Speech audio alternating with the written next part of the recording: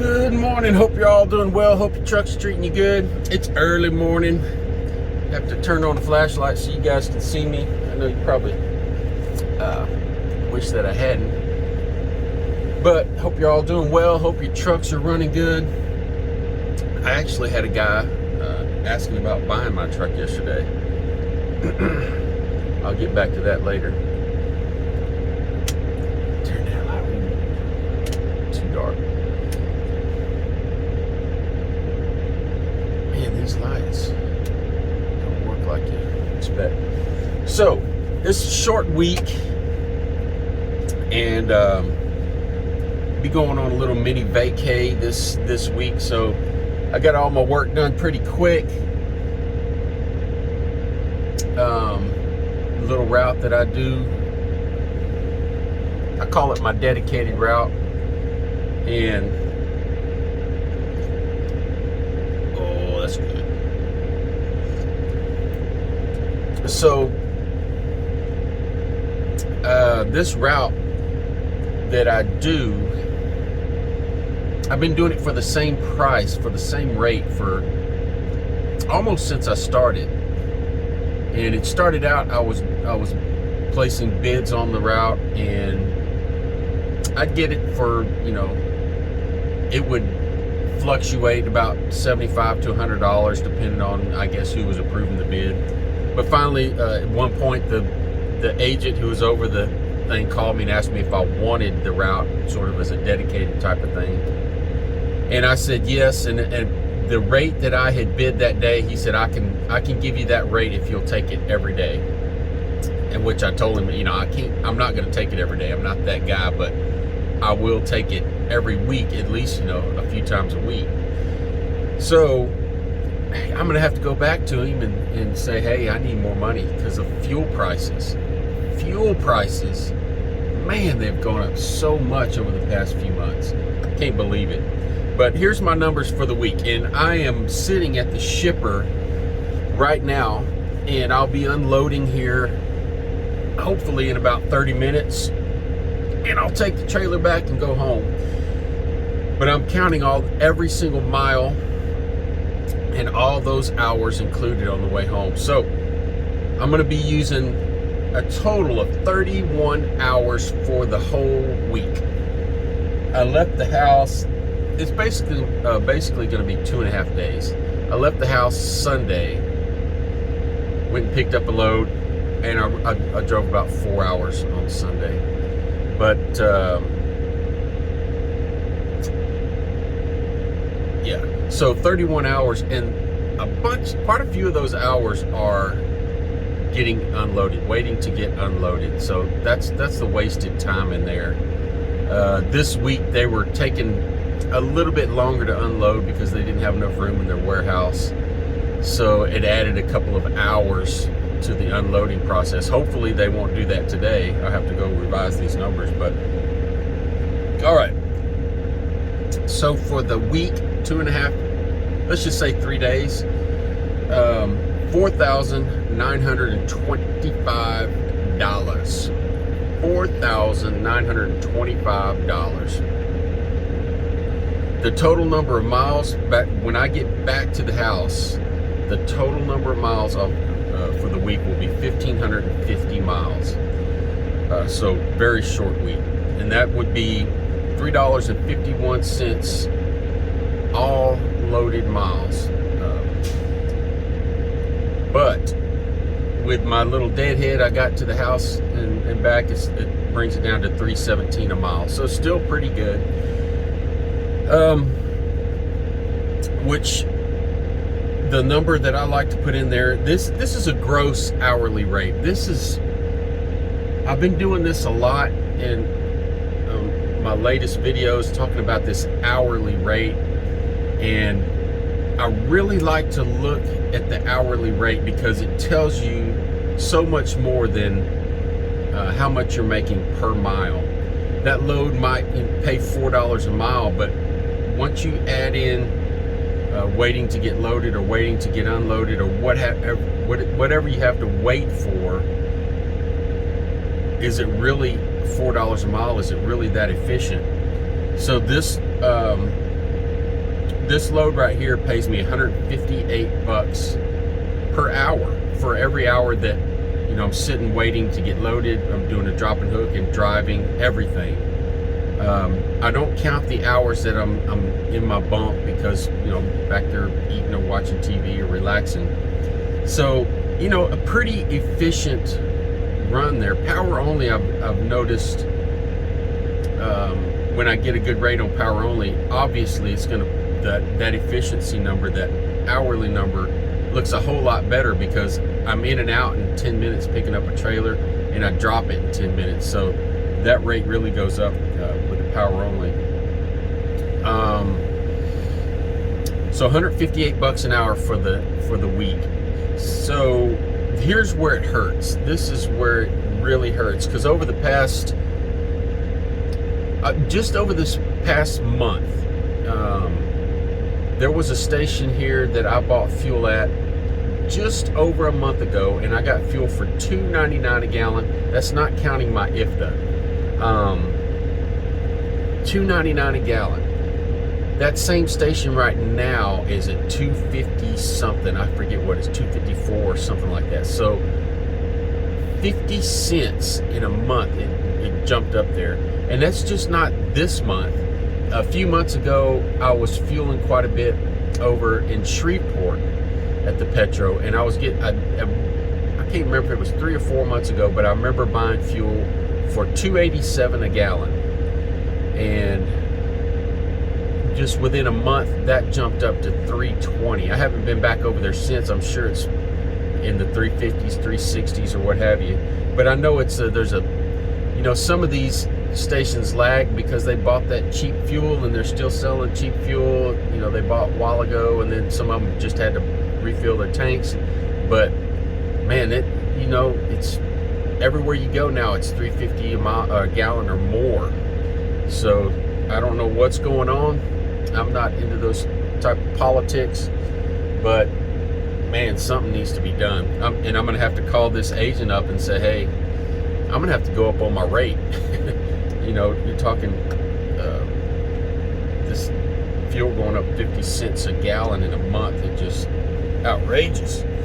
But so I factored all those loads, and I pay about 150 bucks to factor that. I just figured it up at 3%, and I paid $752 for fuel. So after that, the net that I put in my pocket was $4,026. $4,026. That's not counting if you want to hold out your taxes or maintenance or anything like that. That's just what will drop in my bank account. And just for giggles, you know, if I was leased onto a company and I got those rates, I took out 30% just to see how much I would be paying a company to lease on and work 2.5 days, or basically 3 days. I would be paying somebody $1,477 for 3 days worth of work for them to do what? I don't know. Man, I remember 20 years ago, if somebody said, hey, I'll pay you $1,500 to go rob a bank, I might have done it. But yeah, $1,500. Man, can you imagine companies like Landstar that has, I don't know how many trucks they have now, 15,000? Man, they are making some bucks. I need to start hiring on some owner-operators and charging them 30%. Oh, that's good. Good coffee this morning. But that was the week in a nutshell. So going back to my truck, I love this truck. It is not the prettiest truck, but it gets the job done. I've kind of let things go on it. You know, I had that accident that messed up the fender over there, and I really haven't gotten to that to refiberglass it. And now that it's getting colder, I can't do it outside. I'll probably have to end up paying somebody a couple $1,000 bucks to do that, to fix that. and it's got an oil leak. It's got a for about a year there, I'd take it in and I would get work done to it, and I'd say, hey, can you tell me where this oil leak is coming from? And every single time they would say, oh, it's the front cover. That Cummins engine is notorious for that. It's the front cover. And depending on who you ask, they would charge you anywhere between $3,000 and $7,000 to fix that, and it'd be down for 4 or 5 days. This last time I had somebody do a little work on the truck, and when he got done, he said, hey, that isn't the front cover leaking. That's the oil pan. It's the gasket on the oil pan, which makes total sense, because it only leaks when I'm sitting still. When I've got the truck off, that's when it leaks. So I guess that oil pan is filling up, and it's just so slowly dripping out of the oil pan. When I'm going down the road, it doesn't use any oil, doesn't smoke, burn, nothing. So I bought a gasket. I'm gonna have to replace that. I'm gonna wait for my next oil change and do that all at the same time. But you know, I guess like everybody else, you let these little things, you keep driving the same truck over and over, you get comfortable with the little things, and at some point you got to take care of all of them. But yesterday I had a guy asking me about the truck, and he seemed interested in buying it, but at that particular point, you know, I just said no. But I have been in the market for a long time for a big bunk sleeper. And back when I was at Landstar, when I was doing military freight, sometimes I'd show up and I'd be the only regular sleeper truck there. There'd be me and 5 or 6 big bunk sleepers. And you know, these guys wake up in the morning, they take a shower and take a crap and cook themselves some eggs and grits for breakfast, and it's like they brought their home with them. And I was kind of jealous about that. You talk to some of them and they love it, and some of them, you know, they just don't want it. But I guess that's like everything else, you know. So I've been in the market for a long time looking at these trucks, and I cannot find the exact one that I want. The truck that I'm in now has a longer wheelbase. It has an extension in it. So it kind of opened my eyes over this, you know, since I bought this truck, being able to get in and out of places, and, you know, realizing that I can get in and out of those same places in the big bunk sleeper. So like the majority of those trucks that I see have this 144, 150 inch sleeper, which I don't want. That's a little bit too much. It would be about 4 or 5 feet longer than the truck that I'm in now, which wouldn't make any big difference. I could still do the exact same things I'm doing. This power only, usually you're pulling up, hooking up to a trailer and going. There's not a whole lot of bumping docks and trying to fit in tight spaces. But even so, this truck that I'm in, I'm able to do that. It's not the greatest at times, because this T660 has no turning radius whatsoever.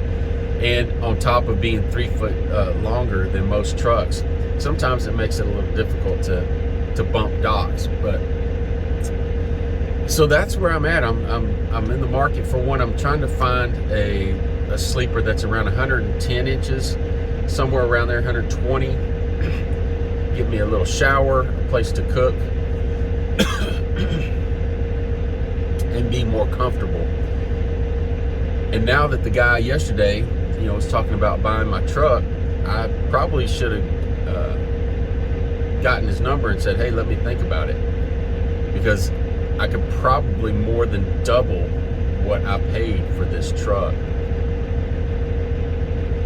But that's where we're at. You know, when you have your authority, you guys know, man, all those things run around your head. Should you hire on an owner-operator and charge them a percentage? Should you buy a truck and put somebody in it? Would it be better to rent a truck and not have to worry about maintenance and put a driver in it? Even though this little account that I'm doing now, even if I rented a truck with that huge rental bill and put somebody in it and just put them on one of these loads a day, I'd still make $1,000 profit off of somebody driving. So those things always cross your mind, but you know, you finally get to a point where you're extremely happy, no stress, no worries. You don't want to change that up, but at some point I'd like to step out of the truck and do something different. But those are all things you think about when you're running down the road.